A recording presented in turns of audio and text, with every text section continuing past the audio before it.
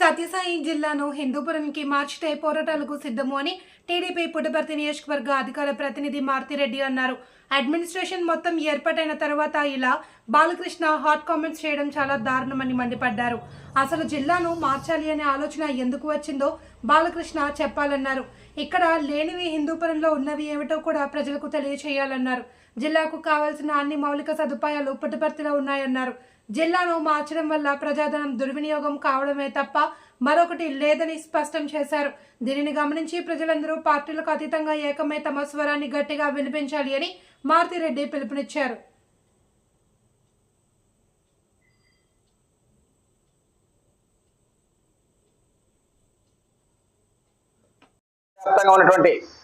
ప్రజలకి, నాయకులకి, వచ్చిన మీడియా మిత్రులకి అందరికీ తలమర్ల మారుతిరెడ్డి తరఫున పుట్టపర్తి నియోజకవర్గ అధికార ప్రతినిధి తెలుగుదేశం పార్టీ అయినటువంటి నా తరఫున ప్రత్యేకమైనటువంటి ధన్యవాదాలు, నమస్కారాలు.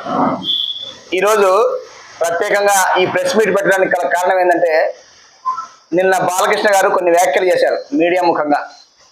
సత్యసాయి జిల్లా, శ్రీ సత్యసాయి జిల్లా అనే పేరుతో కొత్తగా ఏర్పాటు చేసినట్టు జిల్లా పేరు అదే ఉంటుంది.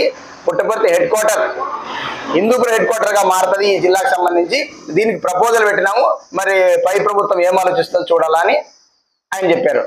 దీని మీద చాలా మంది ప్రజలకి విపరీతమైనటువంటి మానసిక వేదన కలుగుతూ ఉంది. ఎందుకు మానసిక వేదన అంటే, సత్యసాయి జిల్లా ఏర్పాటు చేయి 3 సంవత్సరాలు పైచిలుకైంది.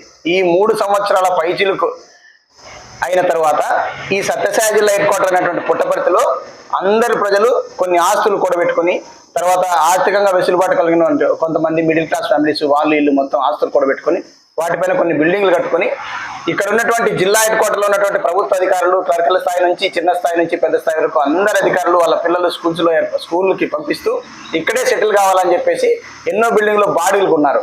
ఈ బాడీలకు ఉన్నటువంటి కార్యక్రమంలో కొన్ని ఆస్తులు డెవలప్ చేసుకున్నటువంటి ప్రజలకు కానీ, అధికారులకు కానీ అందరికీ ముచ్చమటలు పట్టే విధంగా, మానసిక వేదనకు గురయ్యే విధంగా ఆయన వ్యాఖ్యలు చేశాడు. జిల్లా మారుతుందా లేదా అనేది రెండో ప్రియారిటీ.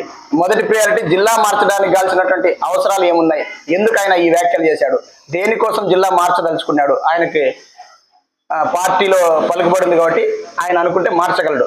ఇది ఖచ్చితంగా నిర్విధాంశం. అయితే ఎందుకు మార్చాలనుకుంటున్నాడు, ఇంతమంది ప్రజల మనోవేదనకు గురి కావాల్సినటువంటి అంశం ఎందుకు ఆయన మానసికంగా ఇంతమంది ప్రజలను వేధిస్తున్నాడు?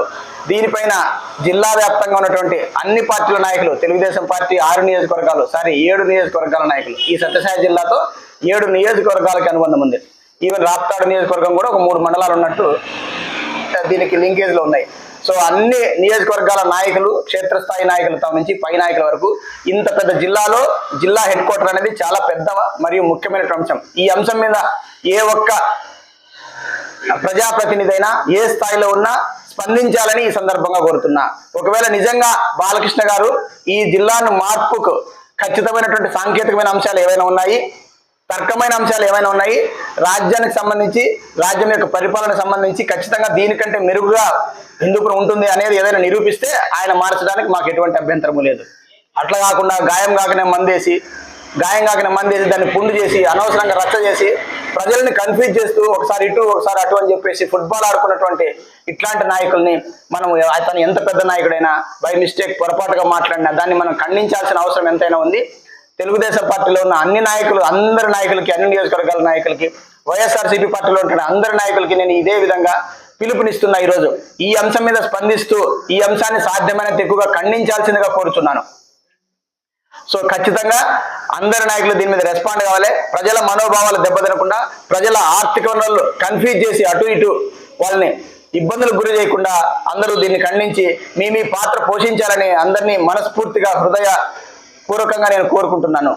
దీన్ని ఎటువంటి విధంగా ఒకవేళ అయినప్పటికీ ఇన్ని అంశాల మీద మేము మాట్లాడి మా మనోభావాలను కనీసం కించిత్ పట్టించుకోకుండా జిల్లా మార్పుకు గురి అయ్యే అవకాశం ఉంటే ఇంకా పెద్ద స్థాయిలో మేము దీన్ని విప్లవోద్యమంగా మార్చి దీని మీద పోరాడడానికి కూడా సిద్ధంగా ఉన్నాం. అవసరమైతే నేను ఈ పార్టీకి రాజీనామా చేసి జిల్లా హెడ్ క్వార్టర్ మార్చగలిగితే రాజీనామా చేసి ఈ పార్టీలో ఉండకోకుండా అవసరమైతే వేరే పార్టీలో సహాయం తీసుకొనైనా లేదా స్వతంత్రంగా ఒక ఫోరం ఏర్పాటు చేసుకుని జిల్లాని మార్చుకోకుండా ఎంతటికైనా ప్రభుత్వంతో పోరాడడానికి సిద్ధంగా ఉన్నామని చెప్పేసి ఈ సందర్భంగా తెలుగుదేశం పార్టీ హెడ్ క్వార్టర్ కూడా హెచ్చరించదలుచుకున్నాం.